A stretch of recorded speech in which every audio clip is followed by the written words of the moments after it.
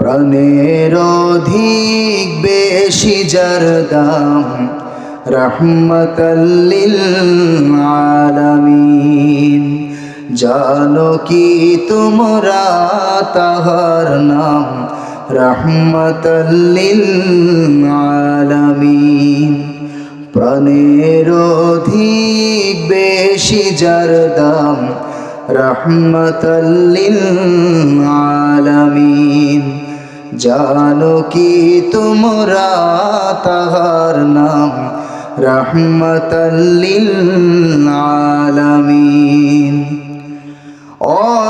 অসহায়ের বুকে যে জন গোপনে করে সওয়ার, যে দুরুদ পড়ে সুবহে ও শাম রহমতাল লিল আলামিন। অসহায়ের বুকে যে জন গোপনে করে সওয়ার, দরুদ পড়ে সুবহে ও শাম রহমতাল লিল আলামিন। প্রাণের অধিক বেশি যার দাম রহমতাল লিল আলামিন। গরিবের আহার দিতেন নিজে হয়ে রোজাদার, নিয়মার ভালোবাসার খাম রহমতাল লিল আলামিন।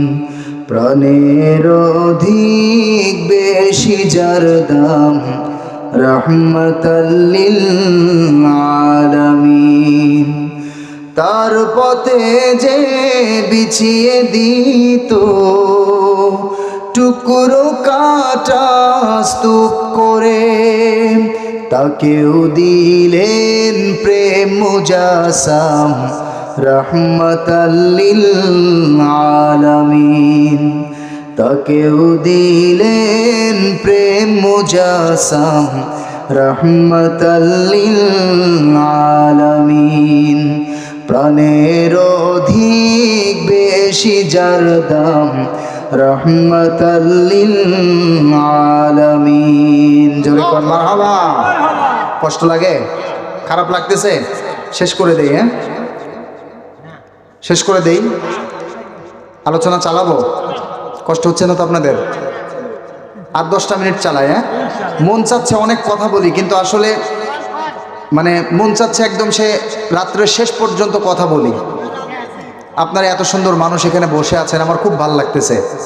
অন্যান্য সময় তো দেখা যায় অন্যান্য মাহফিলগুলোতে একটু রাত বেশি হলে আর শ্রোতাই খুঁজে পাওয়া যায় না, মাইকওয়ালা আর ক্যামেরাওয়ালা ছাড়া কেউ নাই, বুঝছেন?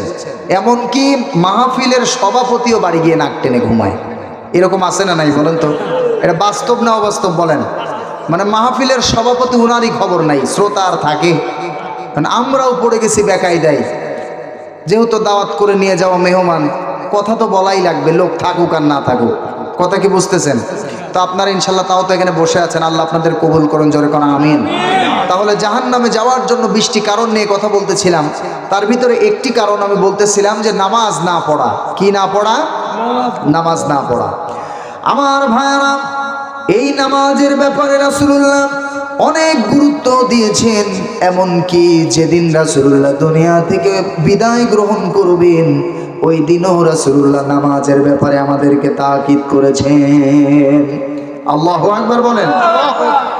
আমার নবীজির হুজরার ভিতরে মা আয়েশা থেকে বর্ণিত হাদিস, আমার নবীজি হুজরার ভিতরে কখনো বা হুঁশ কখনো বা বেহুশ। আমার নবীজির প্রচন্ড মাথা ব্যথা শুরু হয়ে গেল, শরীরের ভিতরে জ্বর উঠে গেছে, আমার নবীজি থরথর করে কাঁপতেছেন। এবার মা আয়েশাকে ডেকে বলেন, রে আয়েশা, আমার মন বলে আমি একটু আরাম ফরমাতে চাই। এবার আমার নবীজি আস্তে করে মা আয়েশার উরুর উপরে মাথা দিয়ে আরাম ফরমাচ্ছেন। মা আয়েশা বলেন, এমন সময় আমি দেখতে পেলাম মসজিদে নববী থেকে আজানের সুর ভেসে আসতেছে। আমার নবীজি আস্তে করে উঠতে চাইলেন, কিন্তু নবী আমার আর উঠতে পারেন না। নবীজি কয়েকবার উঠার চেষ্টা করে আমার নবীজি ব্যর্থ হয়ে গেলেন। আমার নবীজি কয়েকবার চেষ্টা করলেন কিন্তু পারলেন না। আমার নবীজি মা আয়েশাকে ডেকে বলছেন, রে আয়েশা, তুমি আমার প্রিয় সাহাবী, তোমার বাবা হযরতে আবু বকরকে একটু আমার কাছে ডেকে নিয়ে আসো। হযরতে আবু বকর রাসূলুল্লাহর সামনে চলে আসলে আমার নবীজির সামনে হযরতে আবু বকর যখন দাঁড়ায় গেলেন, হযরতে আবু বকরের চোখ দিয়ে দরদর করে পানিগুলো পড়ে যাচ্ছে। আমার নবীজির কপাল মোবারকের উপরে, রাসূলুল্লাহর কপালের উপরে হযরতে আবু বকর 3 বার চুম্বন করলেন। জোরে করে আল্লাহু আকবার। এবার হযরতে আবু বকর কি আমার নবীজি ডেকে বলছেন, রে আবু বকর, আপনি আমার দীর্ঘদিনের সঙ্গী, আপনি আমার সফরের সঙ্গী, দীর্ঘদিন একসঙ্গে আমি আর আপনি এই জমিনের উপরে চলাফেরা করেছি। ও আমার প্রিয় বন্ধু, আমার মন বলে আমি কিছুক্ষণের ভিতরে দুনিয়া থেকে বিদায় গ্রহণ করব, ওয়াফাত গ্রহণ করব। এই কথাগুলো যখন বলেন হযরতে আবু বকরের চোখ দিয়ে দরদর করে পানি পড়তেছে। আমার নবীজি ওই মুহূর্তে ডাক দিলেন তার কলিজার টুকরা মেয়ে ফাতিমা রাদিয়াল্লাহু তাআলা আনহাকে। রাসূলুল্লাহ বললেন, ও আয়েশা, আমার ফাতিমাকে ডেকে আনো, আমার ফাতিমাকে আমার দেখার জন্য মনটা বড় ব্যাকুল হয়ে যাচ্ছে। আমার নবীজি যখন ফাতিমাকে ডেকে আনলেন, ফাতিমা যখন ঘরের ভিতরে প্রবেশ করলেন, ঘরের ভিতরে প্রবেশ করে আমার নবীজি শুয়ে আছেন। ফাতিমা বাবার চেহারা দেখা মাত্র তার চোখ দিয়ে ঝরঝর করে পানি পড়তে শুরু করেছে। বলেন আল্লাহু আকবার। ফাতিমা রাদিয়াল্লাহু তাআলা আনহার চোখ দিয়ে ঝরঝর করে পানি পড়ে যাচ্ছে। আমার নবীজি হাতের ইশারা দিয়ে ডাক দিলেন, মা আমার কাছে আসো। যখন ফাতিমা রাদিয়াল্লাহু তাআলা আনহা নিজের বাবার কাছে বসে গেলেন, আমার নবীজি চোখের পানিগুলো মুছে দিয়ে বলেন, রে ফাতেমা, এরকম করে কান্না করতে নাই, কারণ দুনিয়ার সবার কান্না সহ্য হলেও তোমার কান্না কিন্তু আমার সহ্য হয় না। ও মা, এরকম করে কান্না করো না। আমার মন বলে কিছুক্ষণের ভিতর আমি দুনিয়া থেকে ওয়াফাত গ্রহণ করব, বিদায় হয়ে যাব। ও মা, তুমি চিন্তা করো না, আমার মৃত্যুর পরে তোমারও মৃত্যু হয়ে যাবে। আর তোমার মৃত্যুর পরে সর্বপ্রথম আল্লাহ রাব্বুল আলামিন আলামে বারজাখের জিন্দেগিতে তোমার সঙ্গে আমার সাক্ষাৎটা সর্বপ্রথম ঘটায় দিবে। ফাতিমা রাদিয়াল্লাহু তাআলা আনহার এই কথাগুলো শুনে মুখটা হাস্যোজ্জ্বল হয়ে গেল। ফাতিমা রাদিয়াল্লাহু তাআলা আনহা সঙ্গে সঙ্গে ঘর থেকে বের হয়ে দরজা খুলবেন, এমন সময় নবীজির মেয়ে ফাতিমা ঘরের দরজা খুললেন ঠিক, কিন্তু ঘরের দরজা খুলে আবার মুহূর্তের ভিতরে বন্ধ করে দিলেন। আমার নবীজি দেখে বলছে, ফাতিমা রে, ঘরের দরজা খুললে কিন্তু আবার দরজা বন্ধ করে কেন দিলে? এবার ফাতিমা রাদিয়াল্লাহু তাআলা আনহা বলছেন, আব্বাজান, আমার ঘরের বাহিরে, আপনার ঘরের বাহিরে এমন একজন মানুষকে দণ্ডায়মান দেখলাম। ইতিপূর্বে এমন চেহারার মানুষ আমি আর কোনোদিন দেখি নাই। নবীজি বলছেন, কেমন মানুষ? ফাতিমা রাদিয়াল্লাহু তাআলা আনহা বলছেন, আব্বাজান, ওই মানুষটা দেখলাম আসমান আর জমিন বরাবর চেহারা। জোরে কোন আল্লাহু আকবার। ফাতিমা রাদিয়াল্লাহু তাআলা আনহার কথা শুনে রাসূলুল্লাহ বলছেন, ও ফাতিমা রে, চিন্তা করার কোনো কারণ নাই। এই মানুষটা প্রত্যেকটা মানুষের কাছে জীবনে একবারই আসে। সময় যখন হয়ে যায় এই মানুষটা তখন তার কাছে হাজির হয়ে যায়। এই মানুষটা আসার জন্য জানালাও লাগে না, দরজাও লাগে না, ভেন্টিলেটরও লাগে না, কিছুই লাগে না। সময় যখন হয়ে যায় ওই মানুষটা অটোমেটিক তার কাছে হাজির হয়ে যায়। ও ফাতেমা, দরজা বন্ধ করো না, দরজা বন্ধ করো না, দরজা খুলে দাও, কারণ উনি সাধারণ কোনো মানুষ নন, উনি হলেন মালাকুল মউত, হযরতে আজরাইল। ফাতিমা রাদিয়াল্লাহু তাআলা আনহা দরজা খুলে দিলেন। মালাকুল মউত আমার নবীর সামনে দাঁড়িয়ে গেলেন। আমার নবীর সামনে দাঁড়ায়া মালাকুল মউত থরথর করে কাঁপতেছে। আমার নবীজিকে সালাম দিয়ে বলছে, ইয়া রাসূলুল্লাহি, আল্লাহ সালাম পাঠিয়েছেন, আমাকে পাঠিয়েছেন আপনার রূহটা কবজ করার জন্য।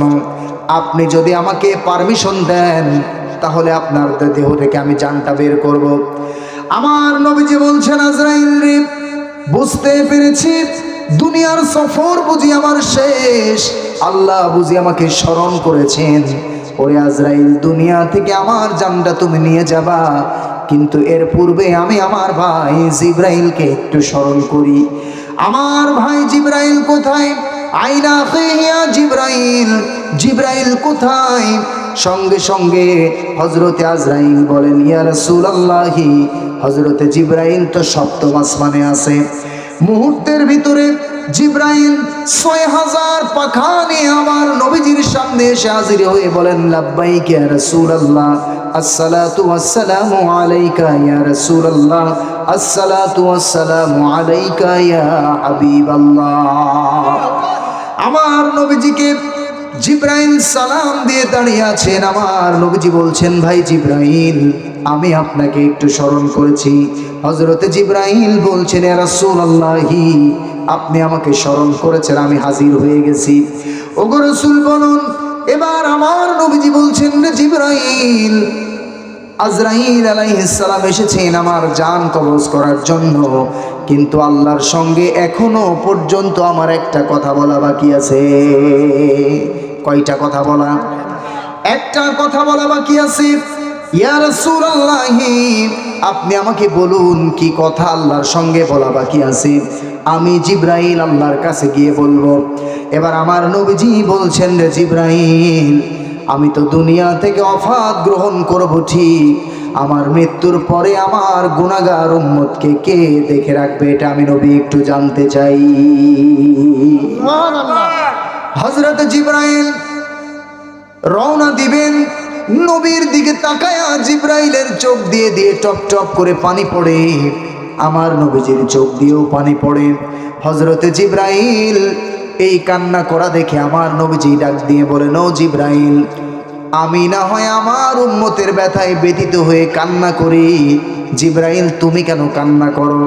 এবার জিব্রাইল চোখের পানি ছেড়ে দিয়া বলে, ইয়া রাসূলুল্লাহি, আমি আপনার চেহারা মোবারক দিকে কান্না করি। জোরে করে আল্লাহু আকবার। ওগো রাসূল, আমি হলাম একজন আল্লাহর নিযুক্ত স্পেশাল একজন ফেরেশতা। আমি সব নবীর কাছে গেছি, কোন নবীর কাছে 10 বার, কোন নবীর কাছে 20 বার, কোন পয়গম্বরের কাছে 100 বার, কারো কাছে বা 300 বার। ইয়া রাসূলুল্লাহি, একমাত্র আপনি একজন নবী যার কাছে আমাকে আল্লাহ রাব্বুল আলামিন ওহী নিয়ে পাঠিয়েছেন 24,000 বার। ইয়া রাসূলুল্লাহ, আমার কান্না করার কারণ হলো 24,000 বার আপনার কাছে আমি এসেছি। আপনি এমন একজন জালিলুল কাদের নবী। আপনি মরুভূমিতে, তো আমি জিব্রাইল মরুভূমিতে। আপনি তায়েফে, আমি জিব্রাইল তায়েফে। আপনি উহুদে, আমি জিব্রাইল উহুদের ময়দানে। ওগো রাসূল, আপনি যেখানে আমি সেখানে। আজকে আমার দিলের ভিতরে ব্যথা এই জায়গায়, আপনার ওফাত গ্রহণের পরে আমি জিব্রাইল আর আপনার সঙ্গে আমার দেখা হবে না, আপনার চেহারা মোবারকের দর্শন আমার আর হবে না, আপনার এত সুন্দর চেহারার দর্শন থেকে আমি মাহরুম হয়ে যাব, আর আপনার সঙ্গে আমার দেখা হবে না। এই কথাগুলো চিন্তা করে জিব্রাইলের চোখ দিয়ে পানি ঝরতেছে। জিব্রাইল মুহূর্তের ভিতরে চলে গেছেন আল্লাহর দরবারে। আয় আল্লাহ তাআলা, রাসূলুল্লাহ আমাকে পাঠিয়েছেন, আপনার পেয়ারা হাবিব জানতে চাই, আপনার পেয়ারা হাবিব দুনিয়া থেকে ওফাত গ্রহণ করবেন, কিন্তু ওফাত গ্রহণের আগে একটা কথা তিনি জানতে চান। আয় আল্লাহ তাআলা, তিনি জানতে চান তার ওফাত গ্রহণ করার পরে তার গুনাহগার উম্মতকে আপনি দেখে রাখবেন কিনা, এই কথাটি তিনি জানতে চান। আল্লাহ রাব্বুল আলামিন জিব্রাইলকে জানিয়ে দেয়, জিব্রাইল রে, তুমি আমার বন্ধু আমার পেয়ারা হাবিবকে গিয়া বলো, ও জিব্রাইল, আমার পেয়ারা হাবিবকে গিয়া বলো, আমার নবীজির ওফাত গ্রহণ করার পরে, আমার নবীজির মৃত্যুর পরে আমি আল্লাহ রাব্বুল আলামিন তার গুনাহগার উম্মতের দায়িত্ব নিব এবং আমার রহমতের চাদর দিয়ে তাদেরকে ঢেকে রাখব। এই গুনাহগার উম্মতদেরকে আমি একবারে ধ্বংস করে দিব না। আমার নবীকে গিয়া বলো, আমার নবীর কাছে জিব্রাইল এসে বলছে, ইয়া রাসূলুল্লাহি, আল্লাহ জানিয়েছেন আপনার ওফাত গ্রহণ করার পরে আপনার এই উম্মতের সমস্ত দায়ভার আল্লাহ রাব্বুল আলামিন গ্রহণ করেছেন। আমার ভাইরা, আমার নবীজি তখন হযরতে আজরাইলকে বললেন, রে আজরাইল, তুমি তোমার কাজ শুরু করো। হযরতে আজরাইল বললেন, ইয়া রাসূলুল্লাহি, জীবনে কত প্রাণীর জান আমি কবজ করেছি, কারো জান কবজ করতে নিয়ে কিন্তু আমার হাতটা কাঁপে নাই। আজকে আমার হাতটা থরথর করে কাঁপে। কেন রে আজরাইল?